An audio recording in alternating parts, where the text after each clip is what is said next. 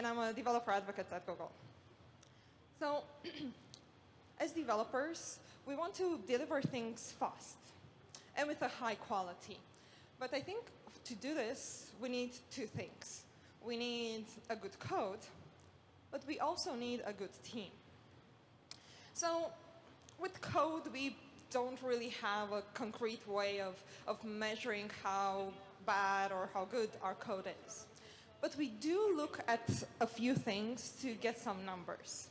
So we look at things like static analysis issues. We have the number of bugs in our issue tracker. We know the time it takes to deliver a feature. And based on all of this, we can get the feel of how messy our code is. But I think the best measurement unit for our code quality is the number of what the fucks per minute.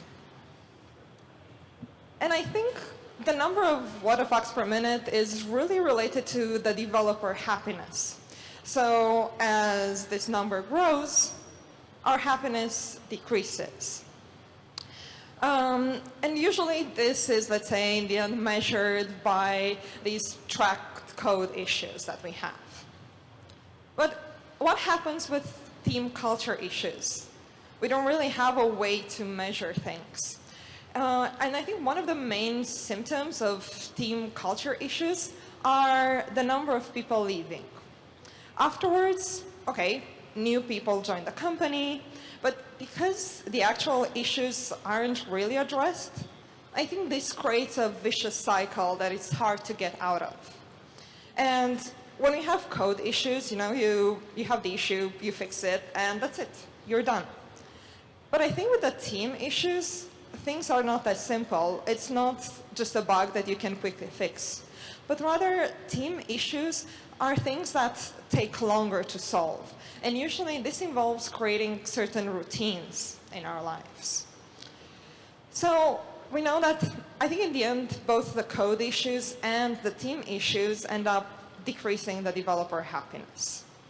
So if we know that a good team and a good code will make us happy, how do we get there? How do we solve these problems? So I think we tend to share a lot of best practices when it comes to working with code. But I believe there are a lot of things that we can learn from code and apply with teams. So in this talk, I want to talk about my experience as an individual contributor, as a usual team member, not as a team lead.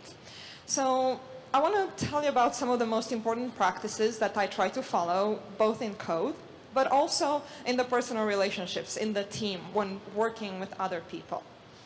Some are things that I really try to apply and I apply every day. Others are things that I strive to apply. So in terms of coding, I think modularization is something that is really important, and it's something that I've been thinking a lot. So I'm an Android developer, so a lot of the examples that I'm going to use today will be from an Android perspective. But I'm pretty sure that even if you're working on backend or frontend, a lot of these are best practices to apply on all platforms. So one of the applications I've been working lately is called Plaid. And I've been working on this together with some of my colleagues in Google. So when we talk about modularization, one of the first problems that it solves is scalability. So, you start building your app and it's maybe at the beginning just you or maybe you and another team member. But with time, maybe the app starts growing, the team starts growing. So separating the app in separate modules decreases the amount of code conflicts. And it allows you to merge code faster, to build things faster. It allows you to parallelize work. Then modularization also leads to a better maintainability of the code. So, for example, in Android, you can put your resources inside of this kind of layout folder. But if you look at, when we looked at this, we saw that actually these can be nicely separated per features.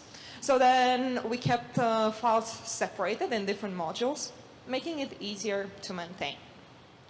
And this kind of separation also leads to faster compilation. So, for example, in Android, if I only make one change in this designer news comment, it will trigger the recompilation of the entire application. Whereas if I only do it when the code is inside the module, it will trigger only the recompilation of that specific module. So this means that things end up becoming faster. If you're working on the backend, I'm sure it's the same when you're talking about microservices. You only need to make one change and you don't need to rebuild your entire system. Okay, so if modularization is good, how do you do that? And I think there are two ways of doing this, per feature or per layer. So let's start with the feature. One of the things that we use in terms of feature is dynamic delivery. So in Android, through dynamic delivery, users can download and install dynamic features on demand, so only when they need it. So, and also modules can be added or removed. So it gives you this flexibility. But it also gives you encapsulation. Because if features are like that, nicely separated, it means that you can ensure that you're not using classes from one module in the other one. So you're avoiding accidentally doing a tight coupling of your code. Un acoplamiento de tipo en sus códigos y se mantienen las cosas separadas. Pero también y tiene la facilidad de plugin y agregar cosas como plugins. Y es más fácil hacer cosas como pruebas A/B con características más grandes. Cuando hablamos de capa, una de las mejores ventajas de la modularización por capa es la encapsulación, porque eso quiere decir que usted pueda tener para su dominio, sus datos o su UI, o interfaz de usuario. Y tenemos estas separaciones y UI no sabe nada de los datos y no debe saberlo. No debe necesitar trabajar con eso ni saber cómo hacerlo. Entonces, con esta modularización también los obliga a esta buena separación en el código. Incluso más, quiere decir que es más fácil cambiar algo en una capa sin tener que afectar todas las otras capas. Entonces, en la modularización para el código quiere decir que hay escalabilidad, mantenibilidad y compilación más rápida. ¿Cómo lo pienso desde un punto de vista de equipo? Yo creo que la modularización, cuando estamos hablando desde un punto de vista de equipo, primero pienso en la propiedad. Quiere decir que usted puede separar las responsabilidades en un equipo y enfocarse mejor en una característica o en un feature. Cuando yo trabajaba en Platt, en la aplicación, tomé propiedad de la característica noticias de diseñador y se concentraba en la mejor experiencia que quería dar al usuario y me dio la oportunidad de aprender nuevas cosas y de crecer. Y mejoró ambos la experiencia del usuario final y también mejoró el código de lo que yo era dueña. También tenemos la responsabilidad, porque el código que es mío tiene que funcionar y realmente soy responsable de eso. Similarmente, en un equipo podemos definir distintas bibliotecas o tecnologías. Así que, por ejemplo, uno de mis colegas, Ben, él maneja módulos de características dinámicas o Dynamic Feature Modules. Y es responsable de eso. Y con esto quiere decir que yo puedo confiar en él. Sé que es su responsabilidad y su propiedad de esa característica. Y cada vez que yo tengo que trabajar con eso, él es la persona a quien preguntarle. Así que confianza personal y profesional se va creciendo con el tiempo. Así que hay que tratar de no juzgar rápido y pensar lo peor de la gente, sino que tratar de entendernos.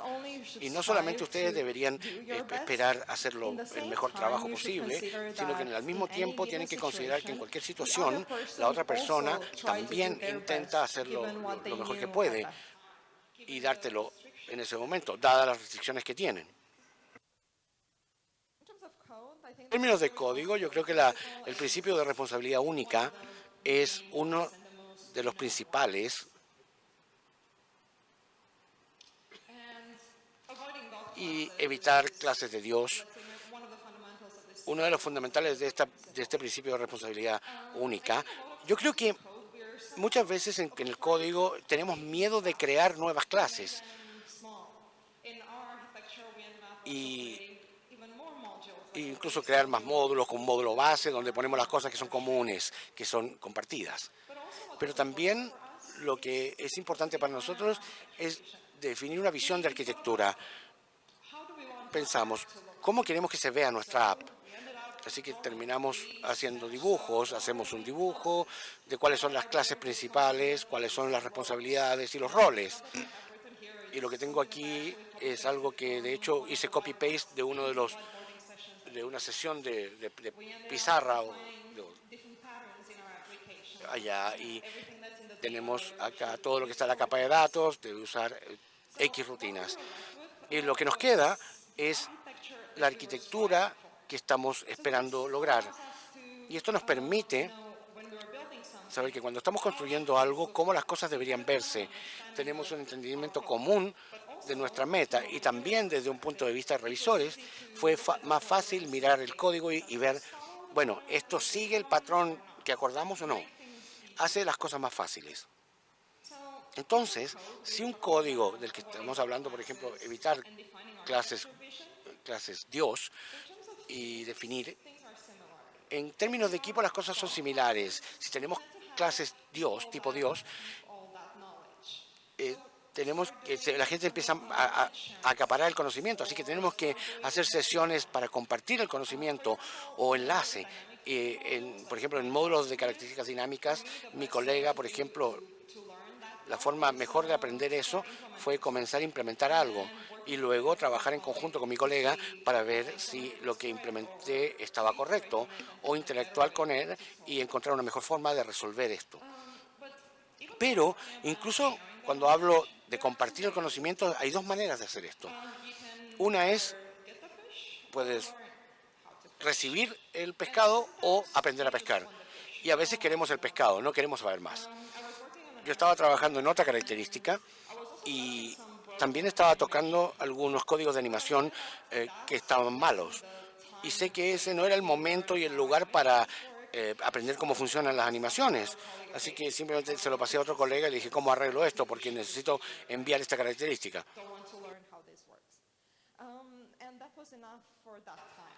Y en otros casos, quería pasar más tiempo con esto y tenía un problema con Dagger, con un marco de dependencia de inyección, y fue algo muy fundamental, y obtener una mejor comprensión o más conocimiento acerca de cómo funcionan las cosas con Dagger realmente fue vital para mi desarrollo y entrar al desarrollo de código. Así que con un amigo pasamos más tiempo. Él no me dio la solución, sino que me dio unas pistas para poder tratar de entender y construir cosas sola.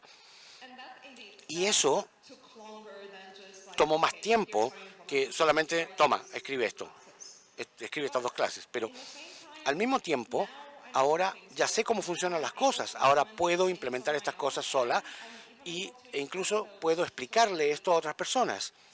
Entonces,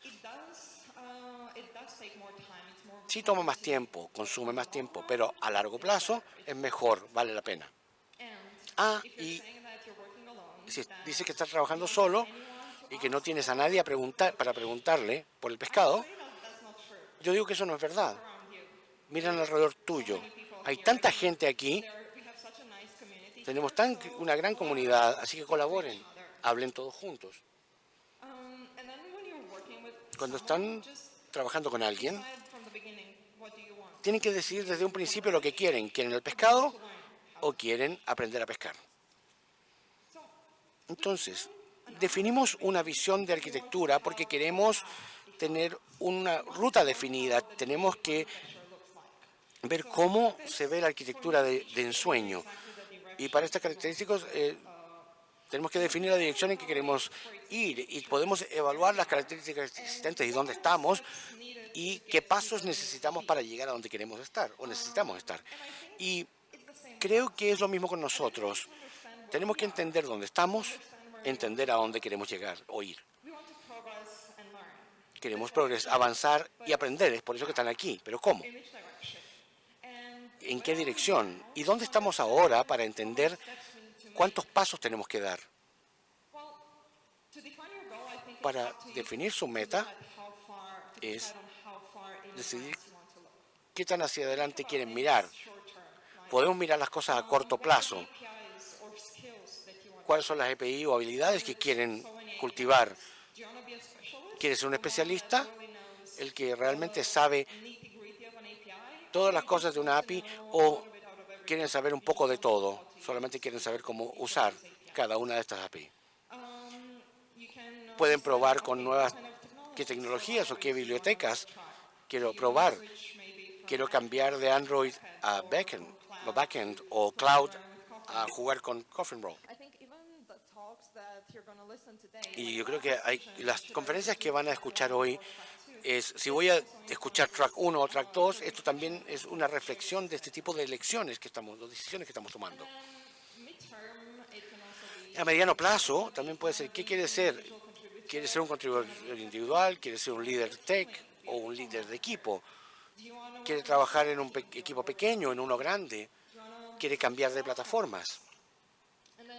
Y luego, a largo plazo, ¿qué quiere? ¿Quiere trabajar en su propia empresa? ¿Crear un startup?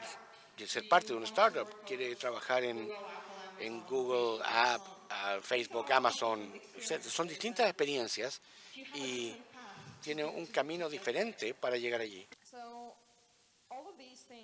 Todas estas cosas les permiten tomar control de su carrera. Así que yo creo que tienen que decidir lo que quieren, trabajar con sus líderes de equipo y elegir tareas que les permitan llegar a donde ustedes quieren ir, que les permitan crear las habilidades.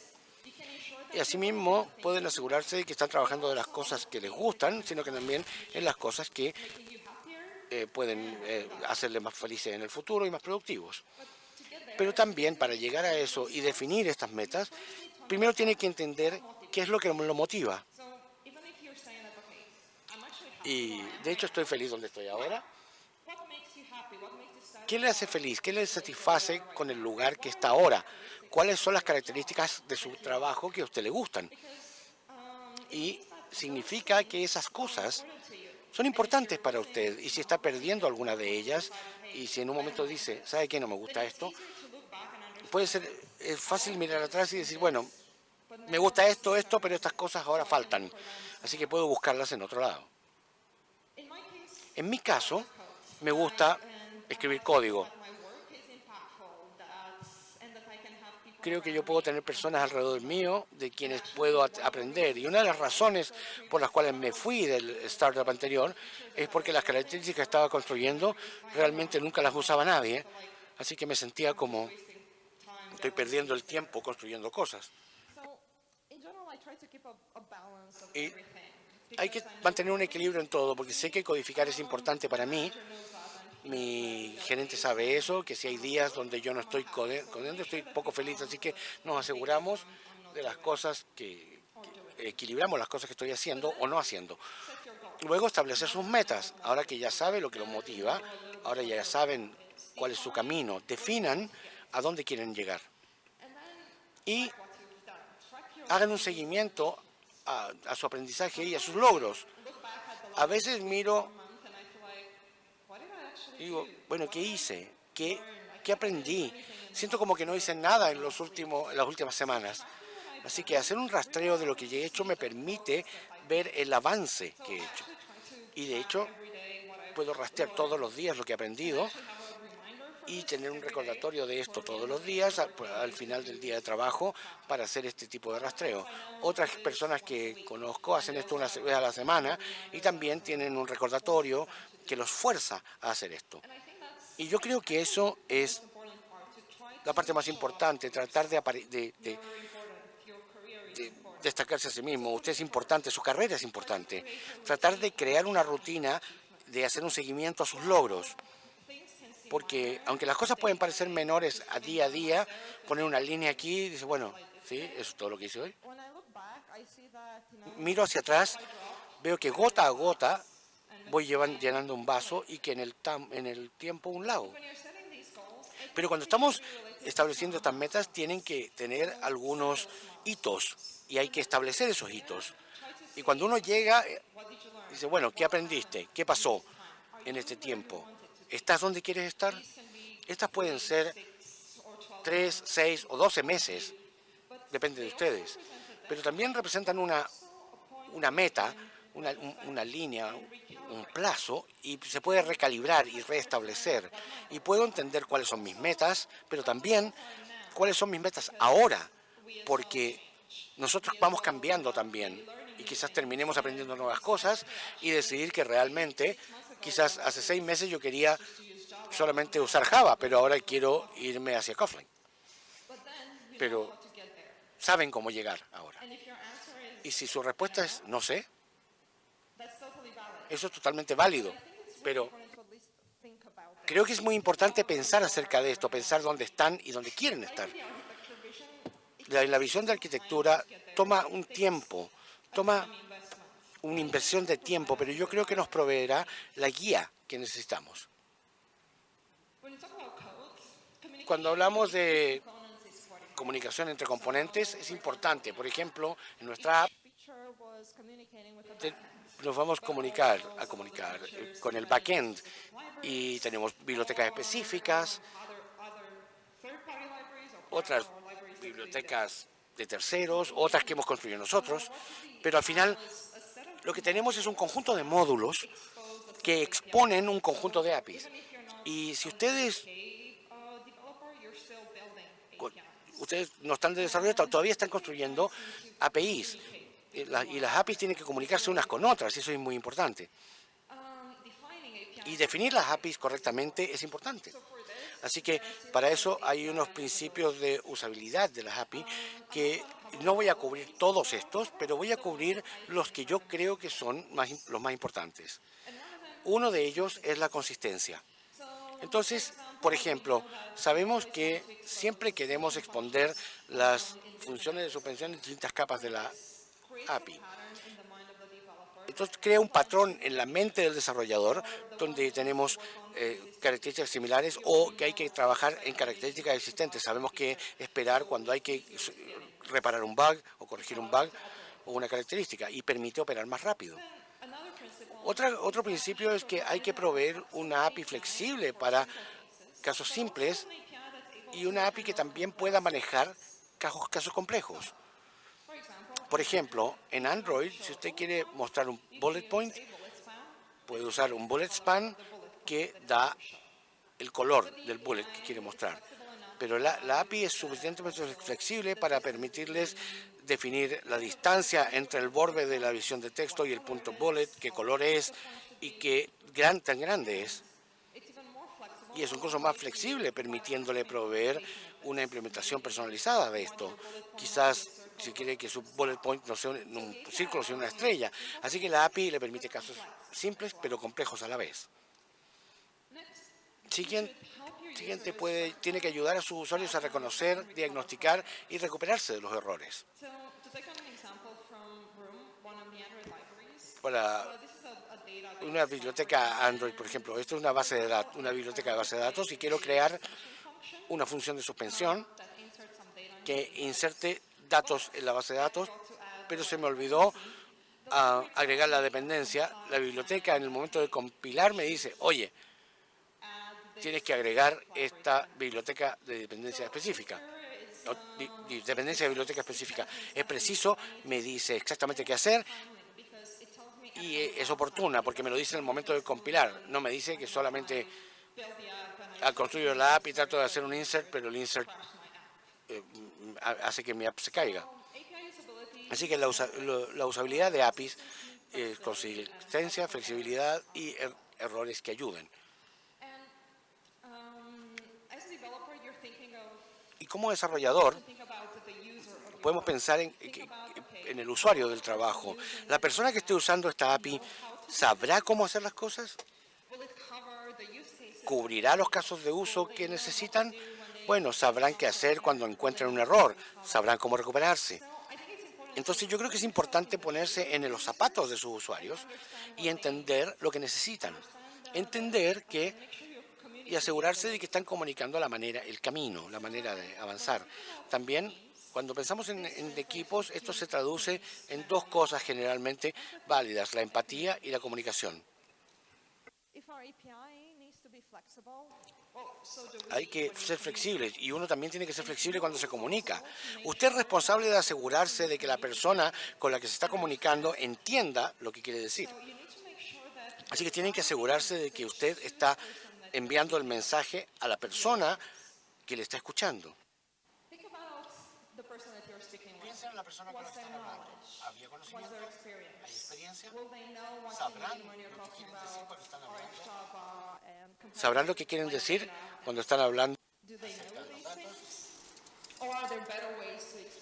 ¿Hay mejores maneras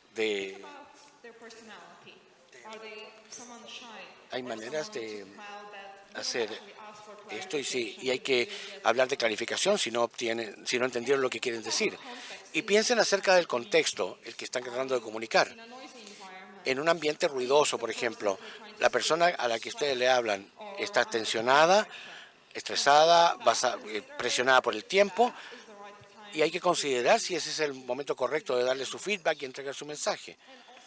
Y también, cuando estamos comunicando con un backend, con una API, esperamos un 200 OK, saber que nuestro mensaje fue recibido e interpretado correctamente. Entonces, así que también tienen que recibir el 200 OK de la persona con la que está hablando. Y si la empatía es la base de la comunicación, creo que la comunicación es la base de la colaboración. Compartir el conocimiento quiere decir que todos aprendemos. Y como desarrolladores, honestamente, los problemas que estamos enfrentando no son particulares. Seguramente otras personas los han enfrentado antes. Así que, ¿por qué reinventar la rueda una vez y otra vez y otra vez perdiendo el tiempo? ¿Por qué no tratar de aprender los unos de los otros? Así que tenemos pedidos de pull o pull requests. Creo que esta es la base de Kotlin y yo aprendí a hacer usando pull requests porque tenemos distintos enfoques o APIs que me gustaría usar para mejorar el código con el que trabajo. Así que en un principio esto se veía así. Realmente no decían mucho, pero realmente tampoco ayudaban a la revisión. Entonces, Rebecca Franks creó esto, que creó una plantilla de pull request. Y aquí estamos diciendo varias cosas, como por ejemplo el tipo de la descripción, el tipo de cambio, si podemos poner una captura de pantalla, si es una UI que está cambiando. Entonces, vimos la plantilla de Rebecca o la template de Rebecca y empezamos a iterar sobre ella. Con el código, el PR se traduce en términos de equipo en pedir y recibir feedback. Tenemos un writer PR, que es el que pide feedback, y el PR reviewer, el revisor, que da el feedback. Así que tenemos que ver cómo podemos enfocar esto de los ambos puntos de vista. Cuando usted pone esa PR a revisión, y hay que fusionarla. Y la razón por la que no está haciendo merge con esto es porque quiere asegurarse de que los cambios que usted hizo estén correctos y que el código sea suficientemente bueno para fusionarlo, para merge. Y cuando estamos creando PRs, la expectativa es que estamos abiertos para la revisión. Queremos sugerencias para mejorar y estamos dispuestos a admitir cuando algo que hemos hecho estaba equivocado o hay mejores maneras de hacer algo. Pero, desafortunadamente, no siempre tenemos esto fuera del código. Y yo creo que esto nos ralentiza, nos evita que crezcamos y que lleguemos al potencial pleno que tenemos todos. Yo creo que todos tenemos que tener esta voluntad de aprender y mejorar como actitud con todos los tipos de feedback, no solamente para el código, así para poder crecer. Así que digamos que usted está trabajando en un cambio enorme en el código, grande. Entonces, y pide una revisión 2 semanas después de empezar a trabajar. Eso puede ser demasiado tarde, especialmente si alguien le dice, ¿sabes qué? Esto no es como debería funcionar, porque borra todo y empieza desde nuevo. acabas de perder 2 semanas. Así que puedes crear PRs en borrador y pedir feedback temprano para asegurarse que estás en el camino correcto desde un principio. Y yo creo que esto es el mismo enfoque que deberíamos tomar en otras situaciones también. Así que digamos que comienzas en un nuevo empleo, no deberías esperar feedback del gerente solo al final del periodo de prueba, que puede ser en un mes o 3 meses o 6 meses en algunos países, sino que trata de recibir feedback tan pronto como sea posible para asegurarte de que estés en el camino correcto, que las expectativas sean las correctas. Si estás haciendo factorización en código, por ejemplo, coding factoring, tienes que pedir feedback específico. Por ejemplo, solamente quieres feedback en la arquitectura, pero en ese momento no te importa documentación de código o errores de tipeo. Simplemente quieres saber que la arquitectura de la app está correcta. Y similarmente, cuando yo doy charlas o escribo artículos, trato de pedir feedback tan pronto como sea posible, cuando estoy construyendo la fase narrativa para asegurarme de que ya esté en el camino correcto.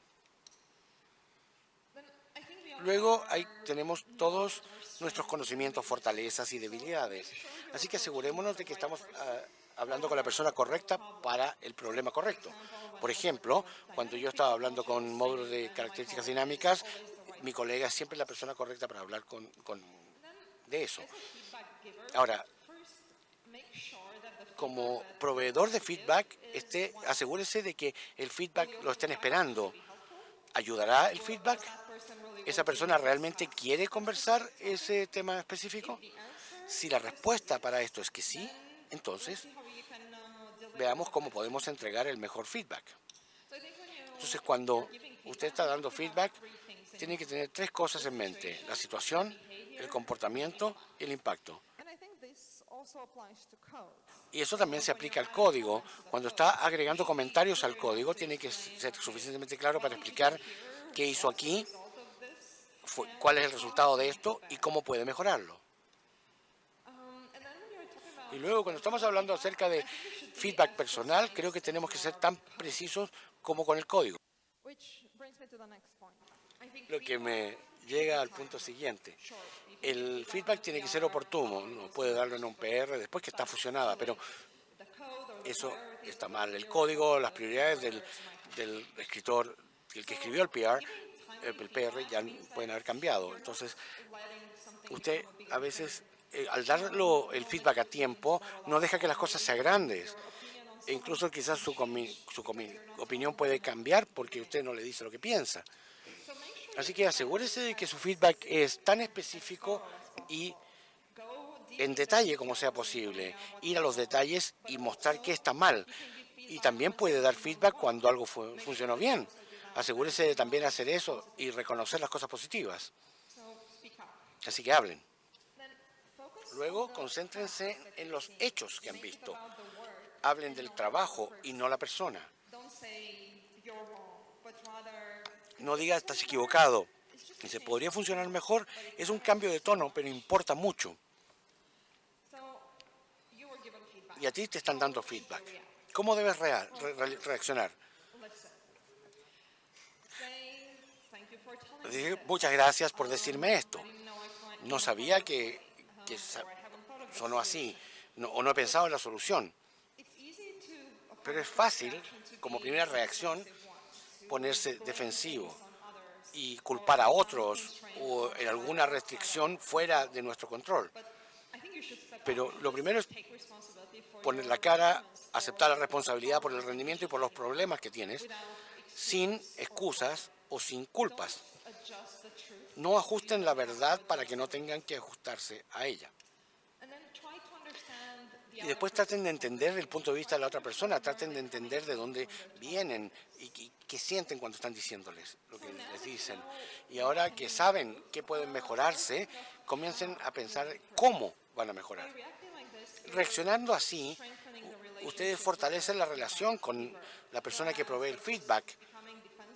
Al ponerse defensivo y comenzar a culpar a otros, usted puede alienar a las personas y se pueden alejar. Así que cuando hablamos de modularización, en términos de código, esto quiere decir escalar, mantenibilidad y compilación más rápida. En términos de equipos, quiere decir propiedad, responsabilidad, confianza. El principio de responsabilidad única quiere decir evitar clases Dios. Y en términos de equipos quiere decir compartir conocimiento, entender dónde están y dónde quieren ir en su visión de arquitectura. Si su API necesita ser consistente, flexible y ayudar, tiene que esperar ser empático, comunicarse y colaborar. Tenemos también muchas reglas en pull requests. Pedir el feedback rápidamente, temprano, y concentrarse en la persona correcta, ser oportuno. Pero si estamos hablando acerca de código o equipos, tenemos que tener estas dos cosas en mente, la colaboración y la empatía. Trabajando juntos podemos llegar mucho más lejos si trabajamos individualmente, pero para hacer esto necesitamos empatía.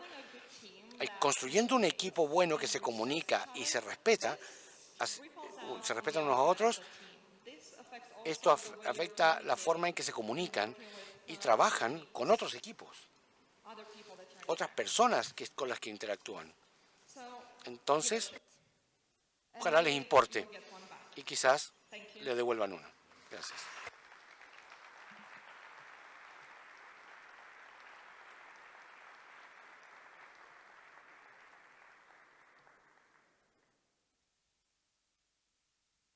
Muchas gracias, Lorena. Thank you very much. Lorena. No vamos a hacer ronda de preguntas, las vamos a guardar para el